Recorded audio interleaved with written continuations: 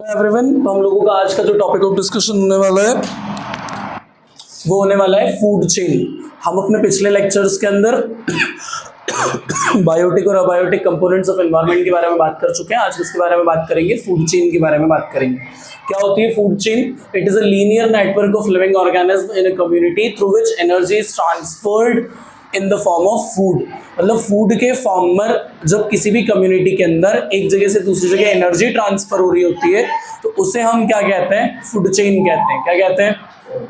जैसे हमने अपने पिछले लेक्चर में भी बात की थी कि कुछ प्रोड्यूसर्स होते हैं जो खाना बनाते हैं, फिर उन्हें कोई कंज्यूमर कंज्यूम कर रहा है, उसको सेकेंडरी कंज्यूमर्स खाएंगे, फिर आगे जाके डिकम्पोजर्स खाएंगे।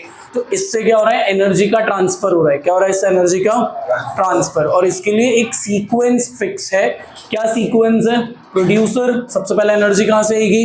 प्रोड्यूसर से एनर्जी कहाँ जाएगी? कंज्यूमर को, और कंज्यूमर के बाद वो एनर्जी कहाँ जाएगी? डिकम्पोजर को, और फिर ये एनर्जी क्या होगी? वापस से रिसाइकल होगी। इसीलिए हम कहते हैं कि डिकम्पोजर्स जो हैं वो एनर्जी को क्या करते हैं? वापस से सॉइल के अंदर मिक्स करने का काम करते हैं। तो ये जो एक सिस्टमैटिक पैटर्न होता है कि कौन किसको खाएगा, है ना, क्या डिस्क्राइब करती है food chain? Who Yeats whom, कौन किसको खाएगा, वो कौन डिस्क्राइब करने का काम करता है? Food chain. फूड चेन समझ में आई वही सभी लोगों को? हैबिटेट के बेसिस के ऊपर दो प्रकार की फूड चेन होती है। एक टेरेस्ट्रियल फूड चेन होती है और एक एक्वाटिक फूड चेन होती है। टेरेस्ट्रियल फूड चेन कहाँ पे प्रेजेंट होगी? लैंड के ऊपर जो फूड चेन आपको दिखेगी उसे हम कहेंगे terrestrial food chain.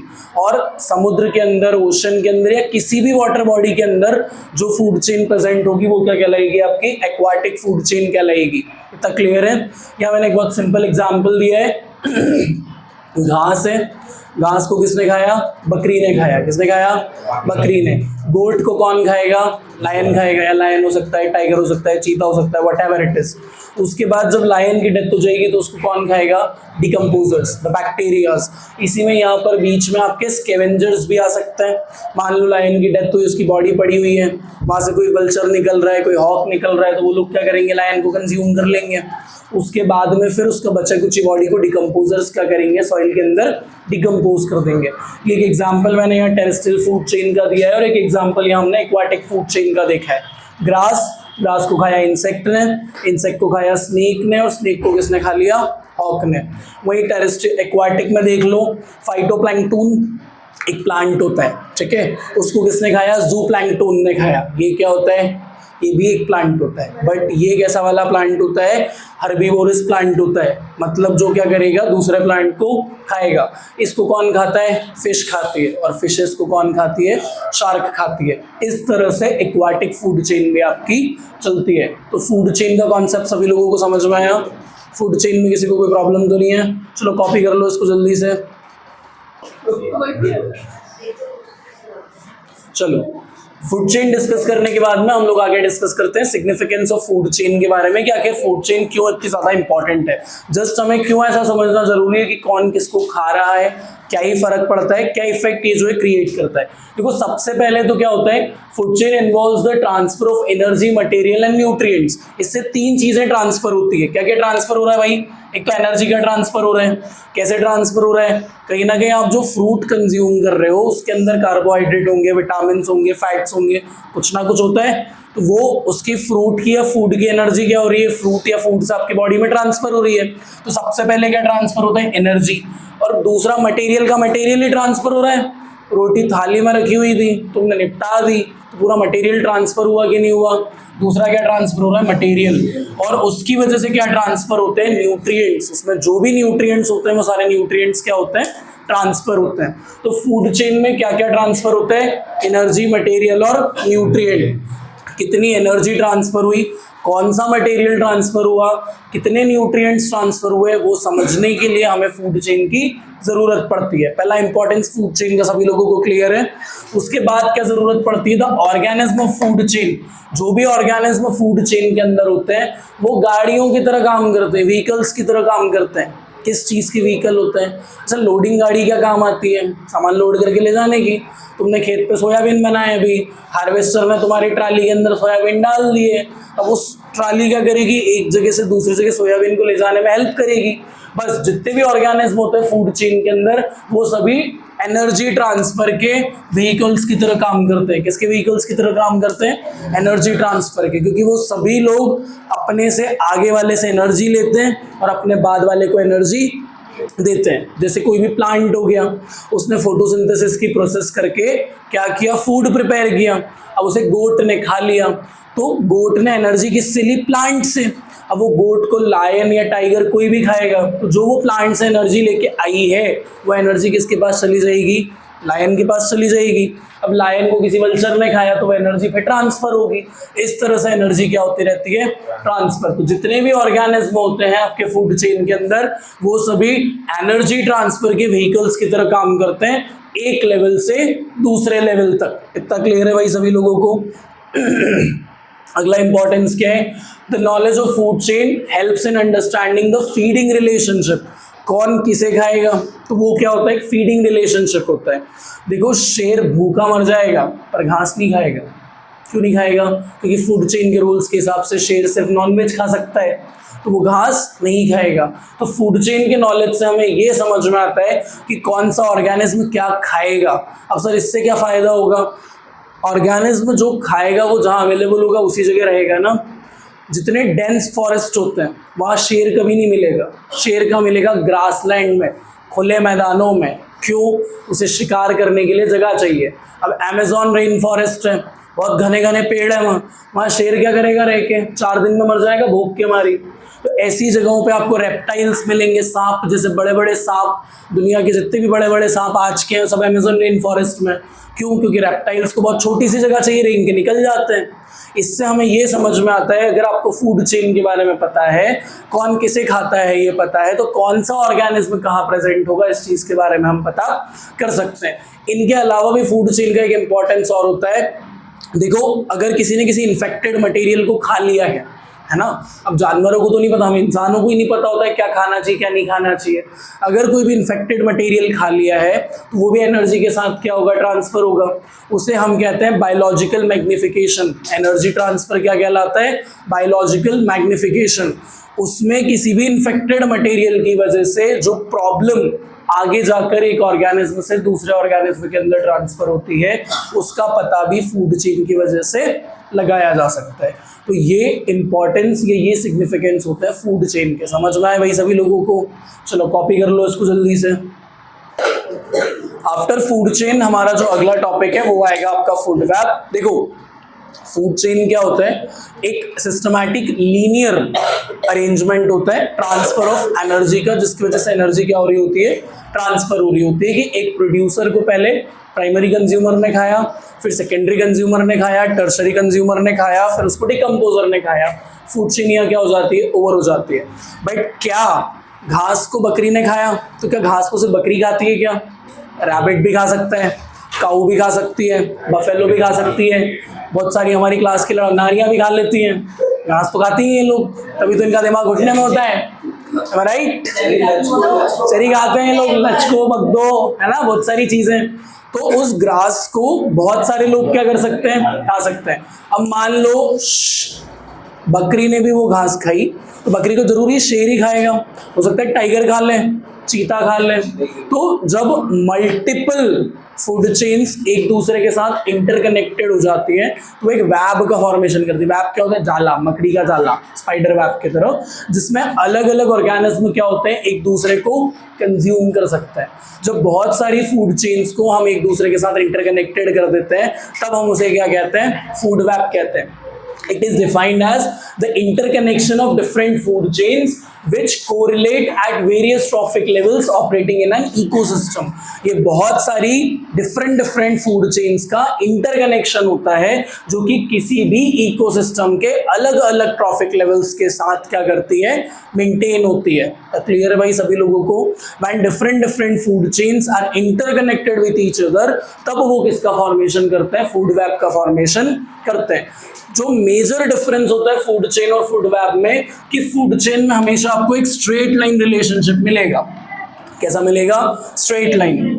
Producer consumed by consumer which is consumed by decomposer, short में। लेकिन इसमें आपको एक ब्रांच लाइक स्ट्रक्चर मिलेगा। जैसे ये ग्रास हो गई, अब इस ग्रास को इधर अगर मैं देखूं, गोट खा सकती है, रैबिट खा सकता है ना, और कौन खा सकता है, काऊ खा सकती है, बफेलो खा सकती है। इतने सारे हो गए खाने वाले। अब इस रैबिट को कौन खा सकता है, लायन खा सकता है, इसी रैबिट को टाइगर भी खा सकता है। इंसान रैबिट कब से खाने लग गया भाई? हम अभी जानवरों की बात कर रहे हैं, हाई लेवल जानवरों की बात नहीं कर रहे हैं। और कौन खा सकता है इसको? स्नेक भी तो निपटा सकता है। अरे हाँ कि ना, सांप भी खा सकता है, डस लेगा, चूस लेगा, नेवला। तो इस तरह से क्या होगा, ये ब्रांच में फैलता जा रहा है। जैसे जैसे हम आगे जाते जाएंगे इसका स्ट्रक्चर और ज्यादा क्या होता जाएगा, ब्रांच्ड होता जाएगा। This is the basic difference between food chain and food web, कि फूड चेन एक स्ट्रेट लाइन रिलेशनशिप होता है और फूड वेब एक ब्रांच लाइक स्ट्रक्चर होता है। क्लियर है फूड वेब सभी लोगों को? चलो कॉपी कर लो इसको जल्दी से। चलो, फूड चेन फूड वेब के बाद जो एक इंपॉर्टेंट टॉपिक आता है वो टॉपिक आता है आपका ट्रॉफिक लेवल, कि जो एनर्जी ट्रांसफर हम लोग देख रहे हैं तब से फूड चेन और फूड वेब के अंदर, वो एनर्जी ट्रांसफर कैसे होता है। द ट्रांसफर ऑफ एनर्जी और food takes place through various steps और levels in the food chain. उसी को हम क्या कहते हैं, ट्रॉफिक लेवल कहते हैं। कि फूड चेन के अंदर जो एनर्जी या फूड ट्रांसफर होता है वो मल्टीपल स्टेप्स में ट्रांसफर होता है। तो फूड चेन जो अल्टीमेटली है वो क्या होता है, ट्रॉफिक लेवल होता है।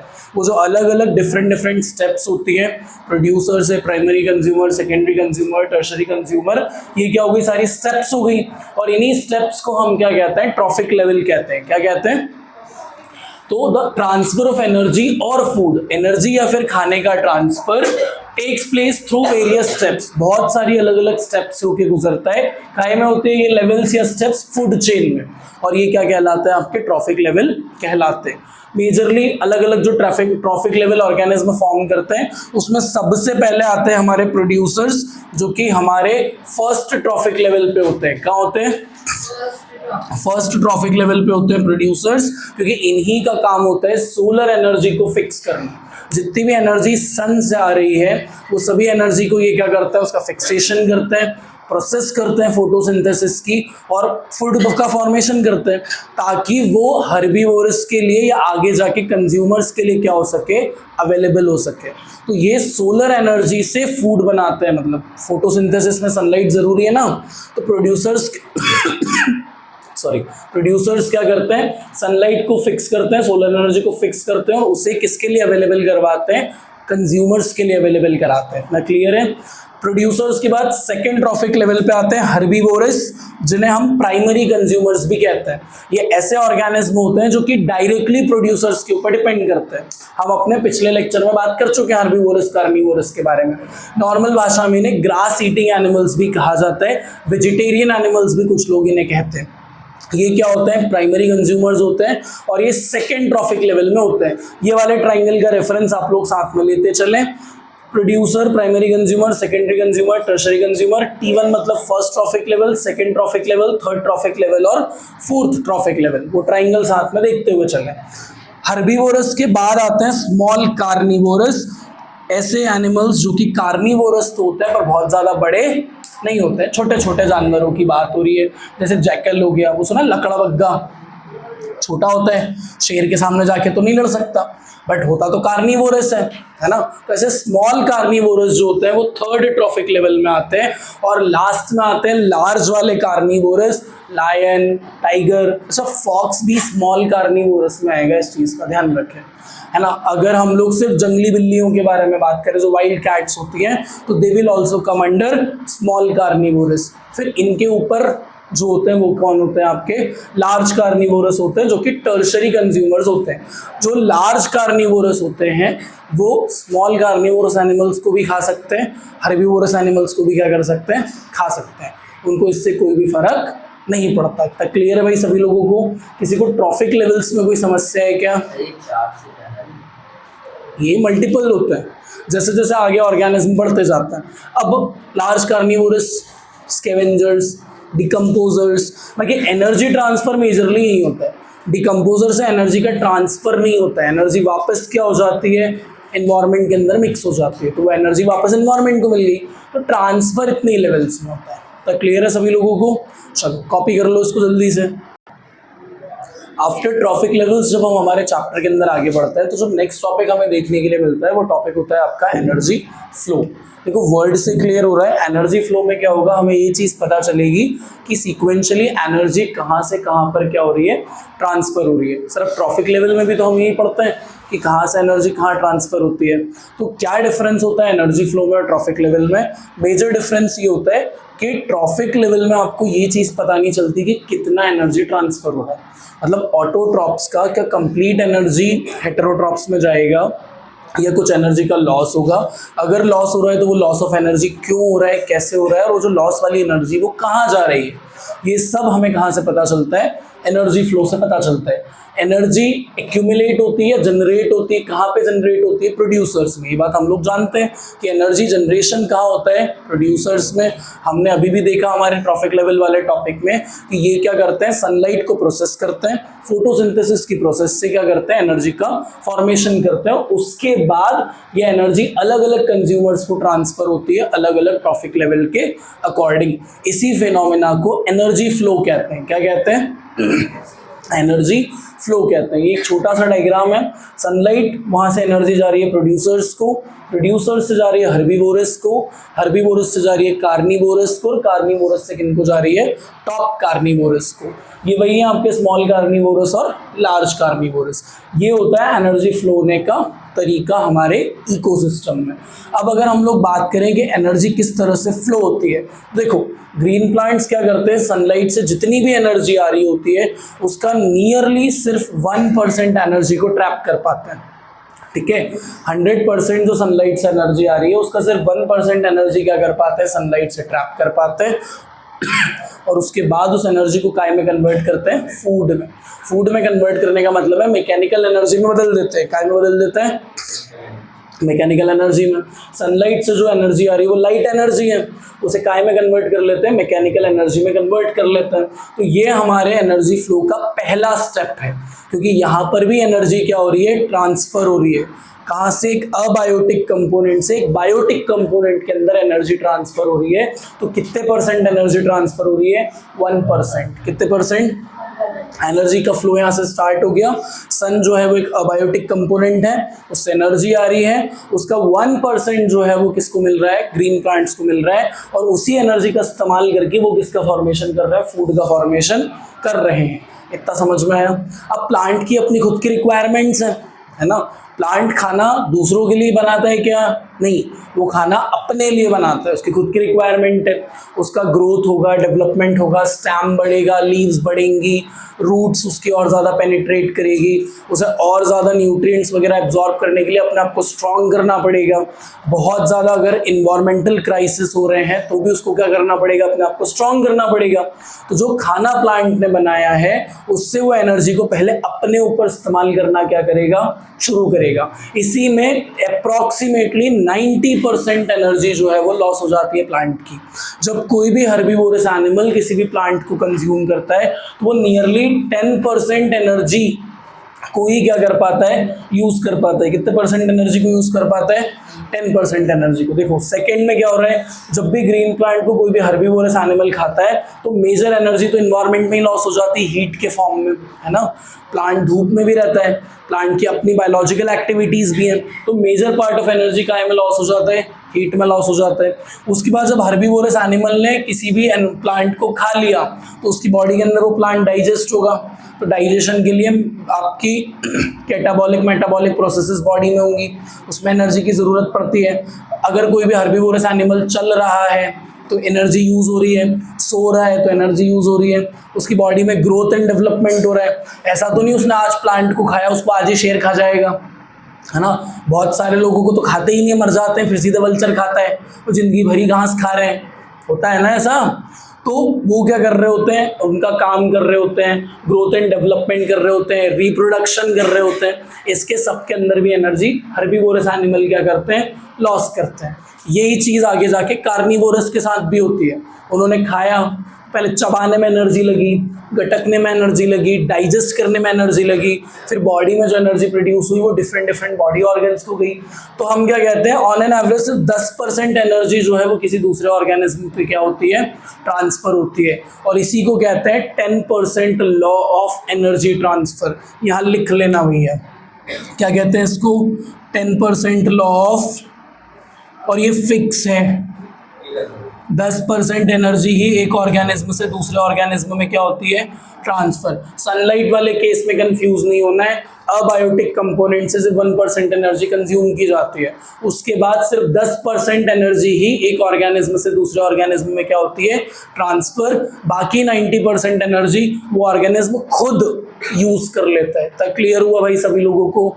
उसके बाद हम लोग देखते हैं कि जैसे आगे बढ़ते जा रहे हैं तो एनर्जी क्या होती जाती है, कम होती जाती है। क्या होती जाती है, कम। इसीलिए हमारी फूड चेन के अंदर जनरली 3 या फिर 4 ही ब्रांचेस होती हैं। ये भी देखो 1 2 3 4 5, उसमें ये तो सनलाइट हो गई, तो एनर्जी कितनी हुई, 1 2 3 और 4। इसीलिए हमने सिर्फ 4 ही ट्रॉफिक लेवल्स पढ़े और जनरली इतने ही होते हैं, क्योंकि आगे जाते जाते एनर्जी क्या होती जाती है, खत्म होती जाती है। क्या होती जाती है, खत्म, मतलब इन्वायरमेंट से ही है तो वापस इन्वायरमेंट में क्या होती जाती है, मिलती जाती है।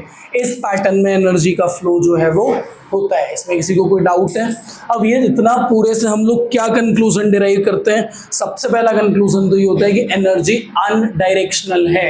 एनर्जी कैसी होती है, अनडायरेक्शनल। एनर्जी का फ्लो डायरेक्शन में जरूर हो सकता है, बट एनर्जी क्या होती है, कंप्लीटली अनडायरेक्शनल होती है।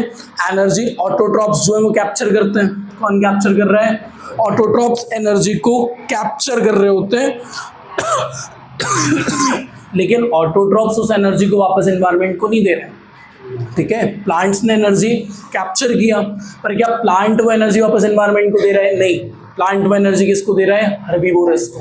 हर्बीवोरस किसको दे रहा है, प्राइमरी कार्निवोरस को, उसके बाद टॉप कार्निवोरस को, फिर टॉप कार्निवोरस की डेथ होने के बाद वो एनर्जी वापस कहाँ लौट रही है, एनवायरनमेंट में लौट रही है। तो एनर्जी का फ्लो कैसा हो गया, अनडायरेक्शनल हो गया। कैसा हो गया, पहला कंक्लूजन क्लियर है कि एनर्जी अनडायरेक्शनली फ्लो करती है। क्यों, क्योंकि ऑटोट्रॉप्स ने एनर्जी को लिया और वो दिया किसको, हेटेरोट्रॉप्स को, हर्बीवोरस को, फिर प्राइमरी कंज्यूमर्स, फिर सेकेंडरी कंज्यूमर्स, टर्शरी कंज्यूमर्स, और उनकी डेथ के बाद वो एनर्जी कहाँ मिक्स हो रही है, एनवायरनमेंट में। किसी को कंफ्यूजन तो नहीं हो रहा है, सबको समझ में आ रहा है? दूसरा कंक्लूजन हम लोग क्या डिराइव करते हैं कि एनर्जी हर ट्रॉफिक लेवल के ऊपर क्या होती जाती है, कम होती जाती है। मतलब एक पर्टिकुलर लेवल के बाद एनर्जी पूरी तरह से क्या हो जाती है, खत्म। अब बताओ, जब law of conservation of energy कहता है कि एनर्जी कभी खत्म नहीं होती, तो एनर्जी कैसे खत्म हो रही है? एनर्जी खत्म नहीं हो रही है, अल्टीमेटली एक एक ट्रॉफिक लेवल पे वो एनवायरनमेंट के साथ एनर्जी क्या होती जा रही है, मिक्स होती जा रही है। क्या होती जा रही है, मिक्स होती जा रही है। इतना सभी लोगों को समझ में आया? कुछ एनर्जी परमानेंटली एनवायरनमेंट के साथ मिक्स हो जाती है, जिसे आप फिर से रीयूज नहीं कर सकते। ये क्लियर है सभी लोगों को? चलो इसको कॉपी कर लो भैया जरा जल्दी से फटाफट।